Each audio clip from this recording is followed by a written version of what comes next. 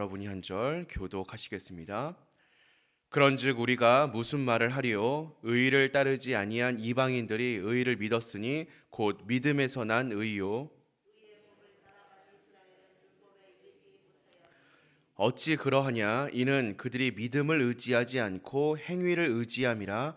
부딪힐 돌에 부딪혔느니라.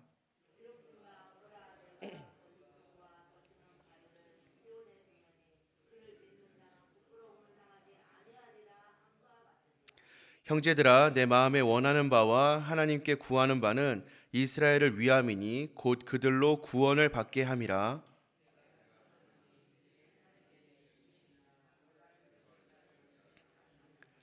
하나님의 의를 모르고 자기 의를 세우려고 힘써 하나님의 의에 복종하지 아니하였느니라.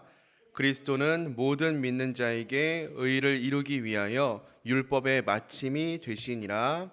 아멘. 하나님을 믿고 살아가는 우리들을 우리 하나님의 백성들이다라고 부르고 있습니다. 하나님께서는 하나님의 백성들, 우리들에게 한 가지 요구하시는 것이 있는데요.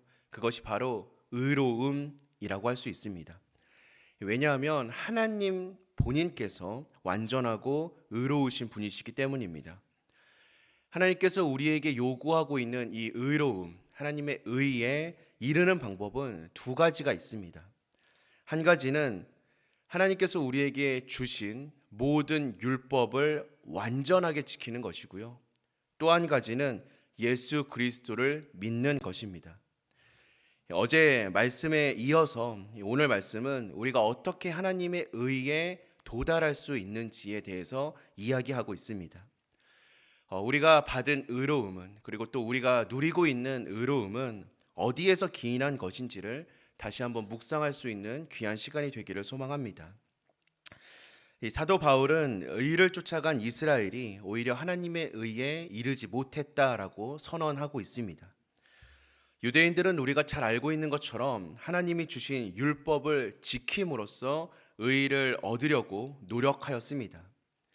그런데 그들 가운데 한 사람도, 그 누구도 하나님의 의에 이를 수 없었습니다. 사도 바울은 유대인들의 의를 얻는 데 실패했다라고 어떻게 확신하고 있는 것입니까? 만약 유대인들이 행위로 의를 얻었다면 예수님께서 십자가에 달려 돌아가실 필요가 전혀 없었기 때문입니다.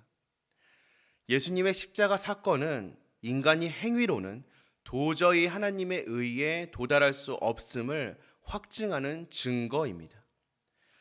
유대인들은 율법을 받고 그 율법을 열심히 준수하려고 하였습니다. 그들은 자신들의 행위가 하나님이 받으실 만한 것이다 라고 착각했던 것입니다. 하나님께서는 우리가 잘 알고 있듯이 행위 뒤에 있는 내면의 동기를 보고 계시는 분이십니다. 인간의 행위로 하나님의 의에 이르겠다라고 생각하는 것은 처음부터 불가능한 목표입니다. 그렇기 때문에 이런 어리석은 생각과 행동에 몰입한 많은 유대인들은 결국 하나님께 버림을 받았습니다. 소수의 남은 자만이 구원의 은혜를 입을 수 있었습니다. 그런데 참 안타까운 것은 이 시대를 살아가고 있는 오늘날의 그리스도인들 가운데에도 과거 유대인들처럼 자기가 쌓은 헛된 의의를 자랑하는 사람들이 많이 있다라는 사실입니다. 우리가 꼭 기억해야 하는 것은 누구든지 자기의 행위로 하나님의 의에 가까워졌다라고 생각하는 사람들은 구원이 아닌 심판에 더 가까이 있다라는 사실입니다. 하나님 앞에 우리가 내어놓은 자기의 의의는 모두 더러운 옷에 불과하기 때문입니다. 그러니 우리는 신앙생활을 하면서 나의 의로움, 나의 행위를 자랑하지 않을 수 있도록 부단히 노력하고 돌아볼 수 있어야 합니다.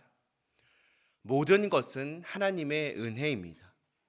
오직 하나님께서 일하고 계심을 인정하고 고백할 수 있는 우리가 되어야 합니다. 인간의 행위로 도저히 하나님의 의로움에 이를 수 없다면 우리는 도대체 어떻게 하나님의 의에 이를 수 있겠습니까? 하나님께서는 지금도 우리에게 의로움을 원하고 계시고 요구하고 계시는데 그럼 우리는 그 요구하심에 어떻게 응답할 수 있겠습니까? 우리가 하나님의 의에 이룰 수 있는 유일한 방법은 오직 믿음밖에 없습니다. 그렇기 때문에 율법 밖에서 하나님을 거역하며 살아갔던 이방인들도 믿음을 통하여 의롭다 하심을 얻을 수 있었던 것입니다.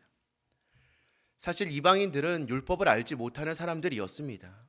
그렇기 때문에 율법을 지켜 하나님의 의에 이르려고 했던 생각조차 하지 못했던 사람들이었습니다.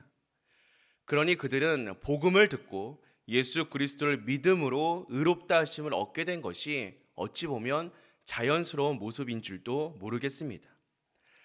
그런데 이러한 맥락 가운데에서도 우리가 꼭 기억해야 하는 것은 예수님을 믿은 것 자체도 스스로의 선택이나 결단이 아니라 하나님의 선물이요 하나님의 은혜라는 사실입니다.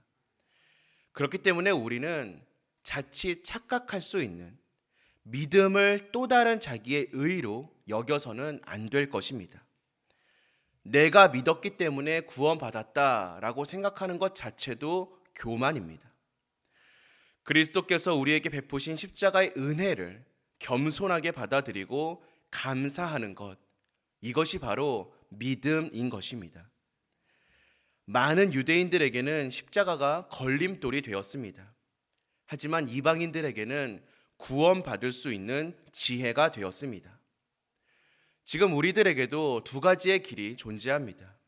하나는 율법의 길이요, 하나는 믿음의 길입니다. 하나님은 모든 사람들이 율법의 길이 아니라 믿음의 길을 선택하여 구원받기를 지금도 원하고 계십니다. 하나님께서는 지금도 여전히 오래 참으시고 인내하심으로 모든 사람들에게 구원의 기회를 열어 놓으셨습니다. 이미 믿음의 길, 십자가의 길을 선택하여 구원받은 우리는 그 은혜가 얼마나 크고 놀라운지를 깊이 깨달아 날마다 기뻐하고 감사하는 발걸음을 걸어가야 합니다. 그리고 그것에서 멈추지 아니하고 우리가 받은 은혜를, 우리가 받은 구원을 모든 사람에게 전할 수 있도록 바울과 같이 모든 사람이 우리처럼 되기를 바라며 열심히 복음을 전하는 사람이 되어야 합니다. 사랑하는 성도 여러분, 성경은 우리에게 끊임없이 말하고 있습니다. 특별히 우리가 계속 묵상하고 있는 이 로마서의 말씀은 특별히 우리에게 전하고 있습니다. 율법의 행위로 의로워질 수 있는 사람은 아무도 없습니다.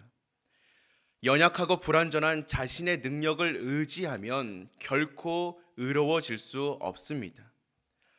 하나님이 우리를 위해 마련하신 믿음의 길을 받아들이는 것만이 의에 이르는 유일한 길이라고 성경은 말하고 있습니다. 오직 믿음만이 우리를 의롭다 할 수 있습니다. 오늘 이 기도의 시간을 통하여서 여전히 우리를 붙잡고 있는, 여전히 우리가 의지하고 있는 고집과 자아를 내려놓는 시간이 되기를 소망합니다. 우리의 인생 가운데에서 내가 사라지고 오직 그리스도가 운행하는 삶이 시작되기를 소망합니다. 오직 믿음으로 구원에 이르는 은혜를 더 깊이 누리기를 주님의 이름으로 축복드립니다. 이제는 우리의 인생의 주어가 내가 아니라 하나님이 되시기를, 내가 아니라 예수 그리스도가 되시기를, 내가 아니라 내 안에 계신 성령님이 되시기를 주님의 이름으로 축복드리며 그렇게 주님의 뜻대로만 살아갈 수 있는 저와 여러분들이 되시기를 주님의 이름으로 간절히 기도드립니다. 우리 함께 기도하겠습니다.